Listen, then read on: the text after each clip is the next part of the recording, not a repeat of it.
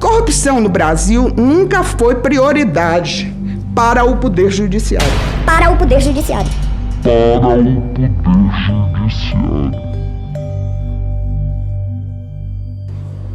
Eduardo Girão, em nome de quem eu cumprimento todos os parlamentares aqui presentes e também os meus companheiros de bancada. A honra é toda minha de ter sido convidada para falar neste momento. Acho que é um momento importante e histórico, porque neste momento nós precisamos, com urgência, de retomar a conversa de combate à corrupção, que parece que foi esquecida e colocada em segundo plano. De forma que, quando eu recebi este convite, eu fiquei até muito admirada desta casa estar retomando este trabalho, que é de importância fundamental. No momento em que o país está voltado para a política, porque o país está se politizando, o povo brasileiro está se interessando em saber o que é que está acontecendo na política e está também interessada em saber o que é que cada um dos poderes está fazendo, principalmente o Senado Federal, que é o único órgão que pode controlar a cúpula do Poder Judiciário, que é o Supremo Tribunal Federal. De forma que este acontecimento aqui é de uma importância fundamental, principalmente porque aqui nós temos a liberdade, não apenas como cidadão, porque esta liberdade de cidadania nos foi tirada em parte, mas temos a liberdade de estarmos escondidos atrás dos senhores parlamentares, para que nós falarmos o que precisa ser falado. Porque hoje o brasileiro está com medo de falar, até no telefone, porque tudo passou a ser fake news, inclusive os fatos históricos. Desta maneira, eu só posso agradecer como cidadã brasileira e não quero nem que me chamem mais de jurista, porque eu não sei mais direito. O direito que eu aprendi não existe mais. E o meu maior título agora é ser cidadã brasileira. Cidadã brasileira que é a favor da transparência, que é a favor da verdade, que precisa falar as coisas. Mas sobre corrupção, o que é que eu posso dizer aqui? E eu vou dizer daquilo que eu trabalhei, daquilo que eu vivenciei.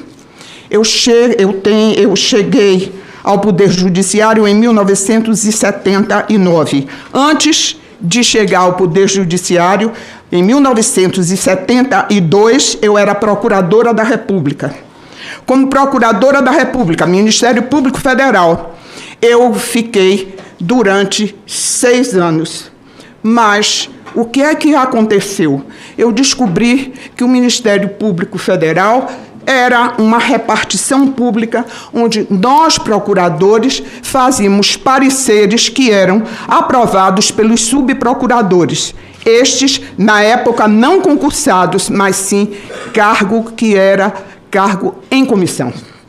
E, neste momento, eu vivenciei dentro da Subprocuradoria-Geral da República, para onde eu fui promovida, que realmente eu tinha apenas uma função burocrática, fazer os pareceres e continuar. Quando, então, eu recebi uma ordem do Procurador-Geral da República para não optar, não dar parecer em favor do impetrante sem comunicar ao chefe da Procuradoria, porque não era livre para fazer aquilo que eu precisava fazer como fiscal da lei. E, neste momento, eu resolvi sair do Ministério Público e fiz um concurso e fui ser juíza federal. Como juíza federal, eu sempre tive muita liberdade, eu sempre fiz aquilo que eu tinha de fazer como julgadora de primeiro grau, porque ali não estava o problema. Fui depois promovida para o segundo grau, mas os meus problemas começaram quando eu cheguei ao Superior Tribunal de Justiça. Chegando ao Superior Tribunal de Justiça, eu tinha a tarefa de julgar em foro especial os governadores e os desembargadores. E aí eu começo a grande dificuldade de enfrentar os processos que me chegavam.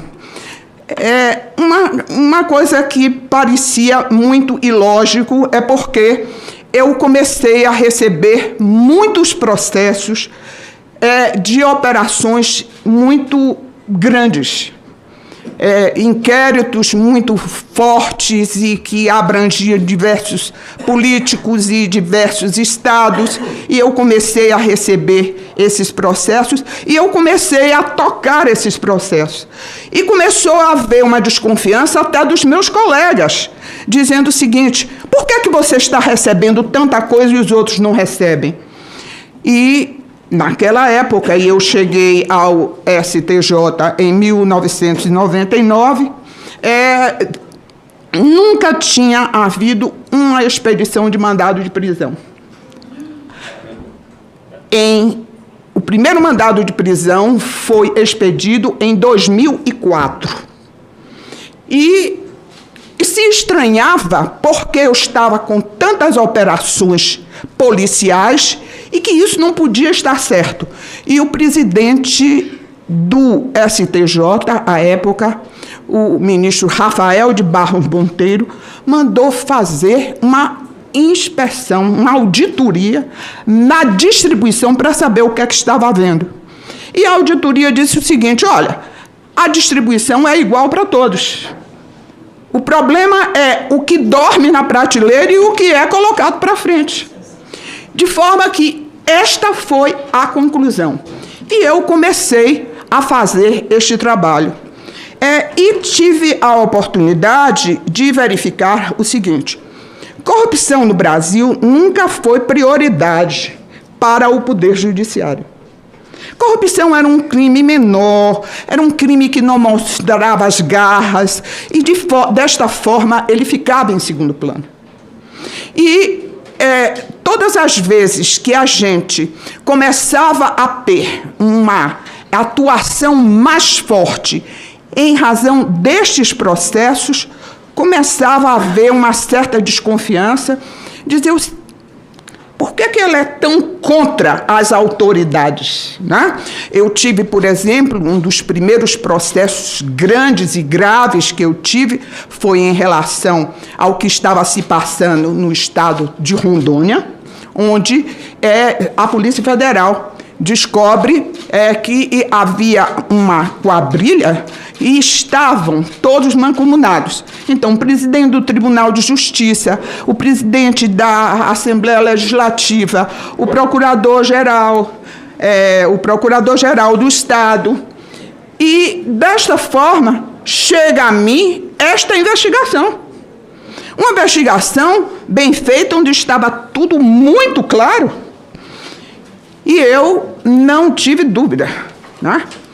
Foi a primeira vez que eu passei a mão na caneta e mandei prender todo mundo e trazer para Brasília para imediatamente fazer o interrogatório. Eu mesmo queria fazer o interrogatório.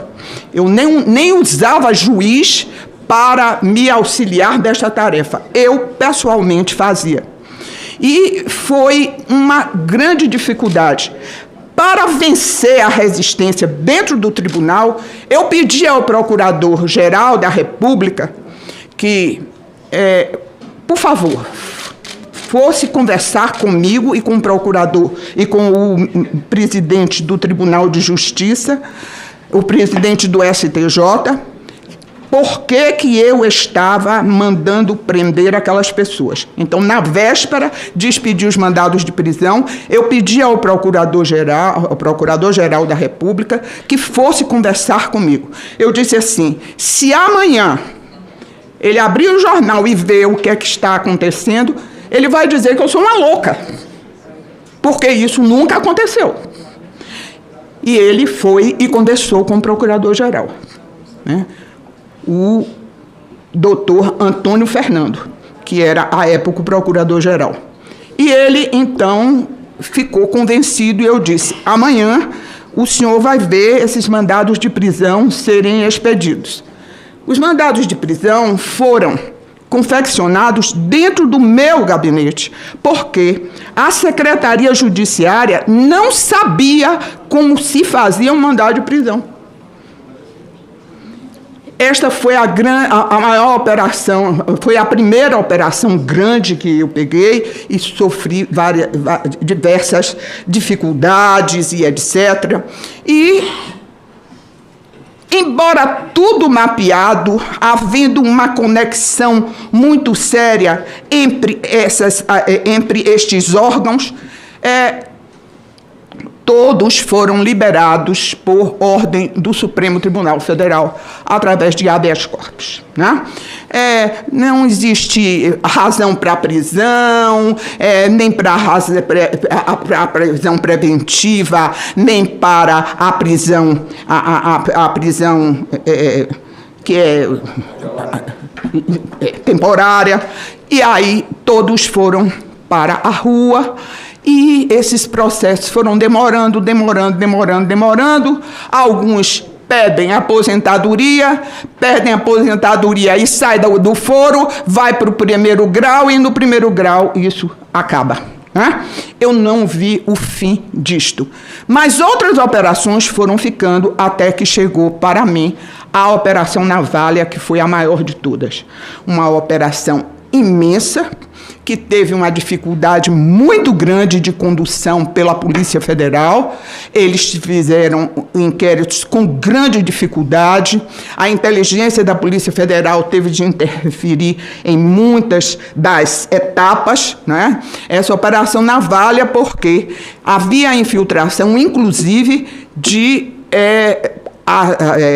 delegados da Polícia Federal, agentes da Polícia Federal, que estavam também envolvidos com grandes autoridades. E nesta Operação Navalha, eu tive a oportunidade de saber como é que o crime organizado entra no Estado.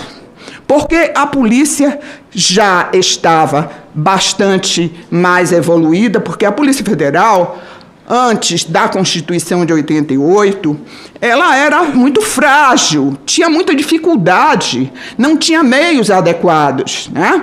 Mas, a partir de 2002, ela começa a se estruturar, né? O ministro Márcio Tomás Bastos foi uma das autoridades que melhor equipou a Polícia Federal. E eu acho interessantíssimo essa posição do ministro Márcio Tomás Bastos, porque depois ele se tornou o grande advogado dos grandes corruptores deste Brasil, né? Mas ele equipou a Polícia Federal como ninguém. E de forma que a polícia já estava bastante autorizada pelas suas conquistas para fazer esta investigação. E nesta Operação Navalha, a polícia chegou a mapear tudo o que acontece com o crime organizado. E isto começava, e eu dizia sempre, o ovo da serpente está, e aí os senhores vão me desculpar, mas está nesta casa, está no Poder Legislativo, através das emendas parlamentares. Porque o mapeamento vinha a partir das emendas parlamentares, com já tudo arregimentado com as concorrências públicas, cujos editais eram feitos dentro das empresas que iam fazer a obra, porque isso a Polícia Federal encontrou dentro das empresas, sendo gerado os editais de concorrência, e aí foram mapeando o dinheiro que sai a partir dessas emendas e que vai sendo distribuído para as empresas, para os parlamentares, até chegar à ponta que é o quê? O engenheiro que faz a medição da obra. Tudo! Inclusive, eu achei interessante que a linha de tempo foi tão perfeita que chegaram até ao engenheiro que mede a obra, e no estado do Maranhão foi encontrado dentro do guarda-roupa da casa do engenheiro que media a obra, numa cidade deste tamanho, à época, que deve ter sido 2006, 2007, por aí, R$700 mil em dinheiro. E isso foi encontrado nesse guarda-roupa. Bem, e a partir daí nós começamos a ter a ideia de como nós íamos trabalhar. Nesta operação, eu também fiz mandei prender muita gente. Eu não tinha as leis que hoje os meus colegas têm, né? O doutor João Pedro, por exemplo, hoje tem a facilidade de ter tantas leis. Eu não tinha nenhuma, né? Eu não tinha, por exemplo, a lei que determinava tantas a delação premiada, não é? E tantas outras leis mais modernas. Então, o que é que eu fazia? Eu decretava a prisão para ouvir as pessoas que estavam presas e começar a entender o que é que estava acontecendo. Foi um verdadeiro escândalo, porque neste meio eu também mandei prender diversos desembargadores. Aí a magistratura caiu em cima, etc. Mas estes processos todos terminaram em nada. Por que terminavam em nada? Porque estes processos que eu conduzi a prova, toda a prova produzida estava ali, e eu, para administrar este processo, com a jurisprudência que passou a vigorar no Supremo Tribunal Federal, eles fizeram o quê? Eles diziam que tinha de ser fatiado. E todos os acontecimentos que ocorreram no Maranhão foram para a Justiça do Maranhão.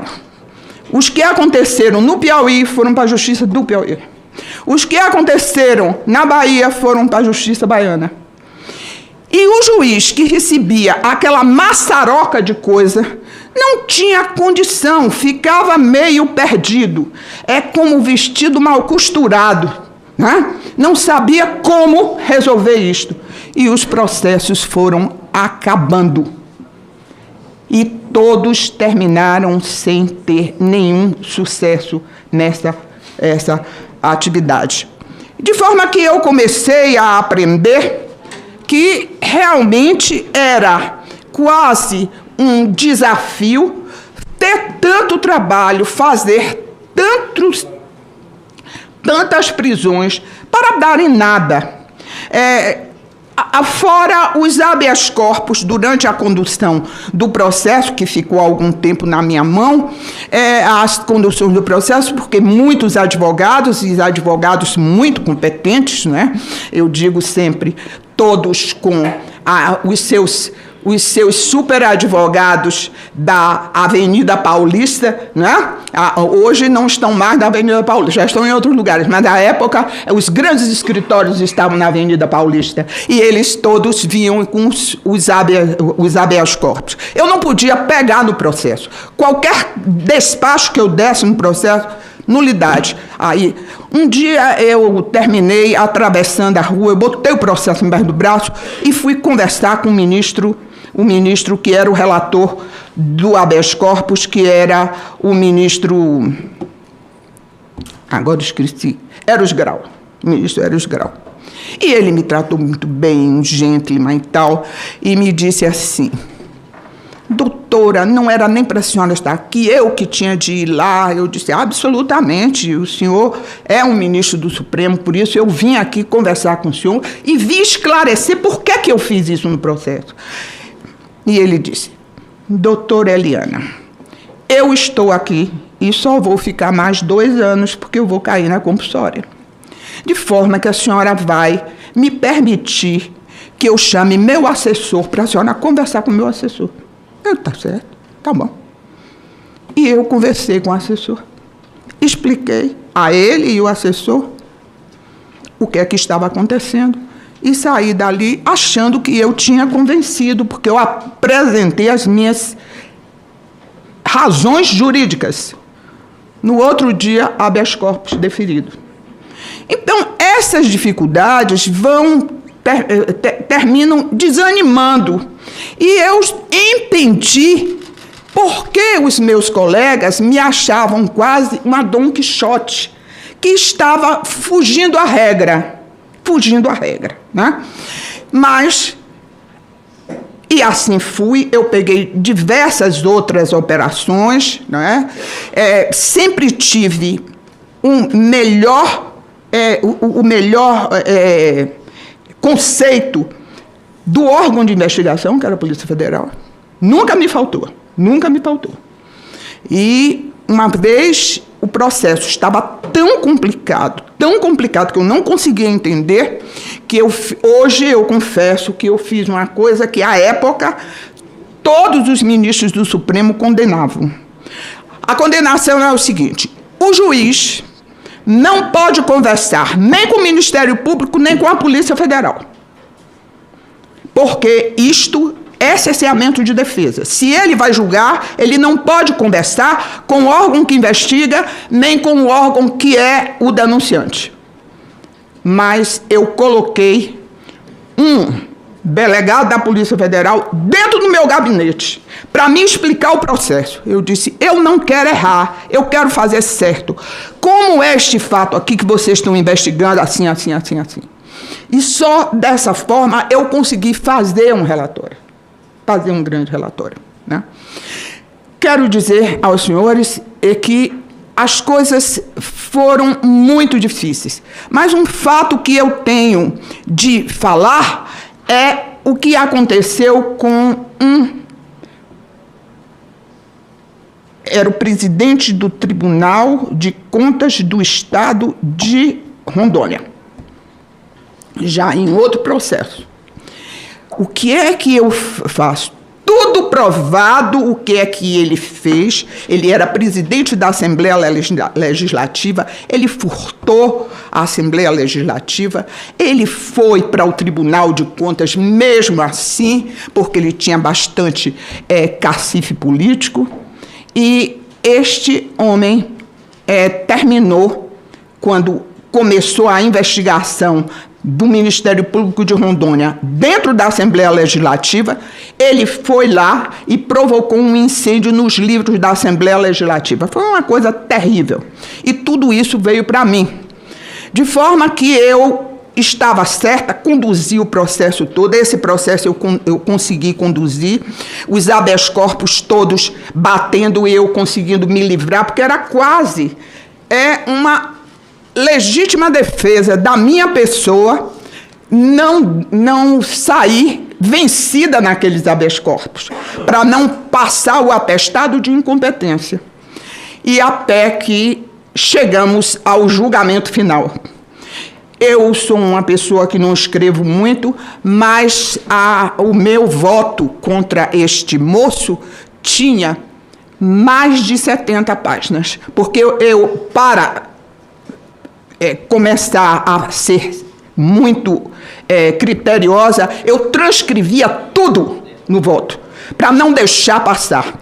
Moral da história: no momento que eu estava revisando o voto, que era de tarde, o julgamento na Corte Especial, o meu funcionário telefona e diz assim: a senhora não sabe o que é que aconteceu. Fulano de tal pediu aposentadoria ontem. E desta forma, ministra, a senhora perdeu a competência. Eu cheguei a ter quase uma vertigem, né? Mas não é possível e tal. Aí eu disse: e eles já deferiram? Deferiram. Deferiram na hora, doutora. Aí eu disse: então não tem jeito. Mas aí depois eu me lembrei assim: foi publicado? Não, ainda não foi publicado. Eu disse: então tá bom. Aí eu comecei a ligar para meus colegas. Olha, eu estou com um processo assim, mas não houve publicação. O que é que você acha? Porque já é cooptando um pouco do voto, né? E na hora, um grande advogado sobe à tribuna, faz a defesa e humildemente diz assim: eu quero esclarecer questão de ordem, esta corte, que não é mais competente, porque o meu cliente já está aposentado e tal. Então, o presidente, então, pede a palavra, passa a palavra para mim, e eu digo o seguinte: olha, ato administrativo só depois da publicação. Não foi publicado, acabou-se. É aqui o competente. Mesmo assim, alguns colegas ainda votaram contra mim. Mas este foi condenado.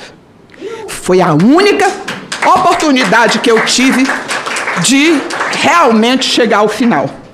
E desta forma, eu chego à Corregedoria Nacional de Justiça, né? Muita dificuldade, porque não queriam, né? Alguns diziam: se ela for para a Corregedoria, amanhã amanhece os juízes todos presos, porque ela manda prender todo mundo, e essa coisa toda. Mas foi ali naquela casa que eu conheci as entranhas do Poder Judiciário. Isto aí, eu levaria 2 dias aqui para os senhores contando casos e mais casos do que acontecia. E eu era inocente, porque eu tinha vindo da Justiça Federal, eu fui juíza federal. E na Justiça Federal, a estrutura é bem menos corrompida e muito mais, assim, juridicamente amarrada.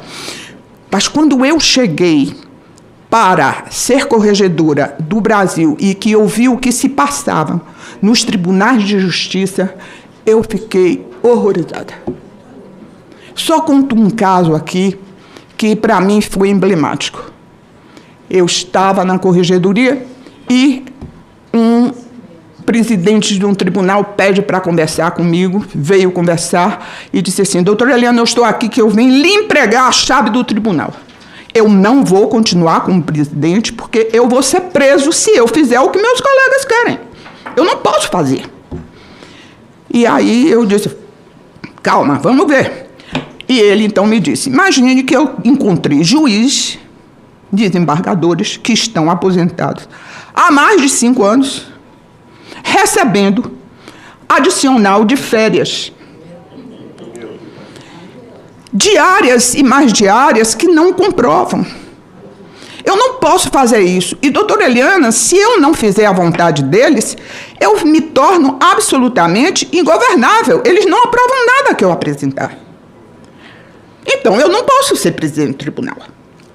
E eu, então, disse para ele o seguinte: o senhor vai voltar e dizer que veio aqui conversar comigo e que eu disse que vou aproveitar que o senhor veio aqui, que eu vou lá fazer uma inspeção.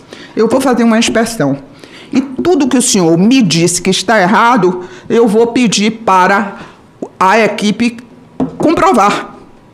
E aí eu faço como se fosse eu, e o senhor diz: eu não tive culpa desta corregedora louca que chegou aqui para fazer esse desmanche todo. E desta forma eu consegui, nesse estado, fazer um concurso público sério, para não ter mais tantos apaniguados lá dentro. Eu consegui aumentar o quadro do tribunal e eu consegui que não fechasse uma série de varas. E eu posso até dizer hoje o que estado foi no estado do Amazonas, onde iam fechar não sei quantas varas de fronteira, porque estas varas não tinham processo. Então vamos fechar, tem poucos processos, vamos fechar as varas de fronteira.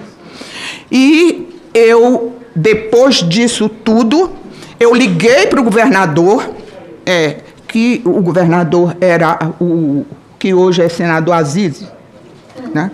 E eu disse a ele: governador, eu preciso do dinheiro para que as varas de fronteiras não sejam fechadas.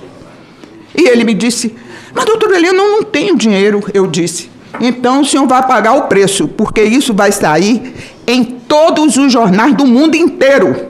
Porque é área de fronteira, onde existe contrabando de ouro e contrabando de tóxico. Portanto, e ele me deu todo o dinheiro possível para que as varas não fossem fechadas. E esta foi a minha saga dentro do Conselho Nacional de Justiça. E eu fui muito questionada. Quero dizer aos senhores que eu recebi de um ministro do Supremo que me disse o seguinte: se você fizer todas as inspeções em todos os estados e você não for a São Paulo, você não fez nada. Que São Paulo representa 60% dos processos brasileiros. E eu fui a São Paulo. Eu fui a São Paulo com muito jeito, botei vários juízes paulistas na minha equipe e tal, e resolvi fazer uma inspeção. E chego lá porque os precatórios em São Paulo estavam há 3 anos que não se pagava um tostão. E eu quero descobrir o que é que está havendo nisso, né? E chego lá e começo. Bem, em primeiro lugar, cabe declaração de bens dos... Declaração de bens, já estou terminando, já sei que já estou... Declaração de bens dos desembargadores. Cadê? Não, aqui nós não entregamos. Não, mas tem que entregar. Isso é lei. Cadê? 48 horas para entregar. E aí começaram a chegar. E a equipe do Tribunal de Contas, a equipe da controladoria que me seguia, me dava o apoio, porque a corregedoria não tinha nada, então nós pegávamos o apoio desses órgãos irmãos. O COAF, todos esses órgãos espetaculares, com gente da melhor qualidade, e todo mundo vibrando. Eu não estava sozinha, eu não fiz nada disso sozinha, porque eu estava com todos esses órgãos, a Polícia Federal, a Controladoria, a CGU, o Tribunal de Contas, e desta forma eu consegui fazer muitas coisas. Mas em São Paulo, no 3º dia de inspeção, 2 habeas corpus, 2 mandados de segurança foram impetrados. Então, assim, saia de São Paulo. Supremo Tribunal Federal, saia de São Paulo. E eu tive de sair de São Paulo. Né? Entrou por uma porta e saiu pela outra, meus senhores. E hoje eu sou cidadã brasileira que falo, que escrevo algumas coisas, mas eu acredito, mesmo com o que aconteceu com a Lava Jato, mas ela não ficará sepultada, porque nós vamos botar de pé. Muito obrigada.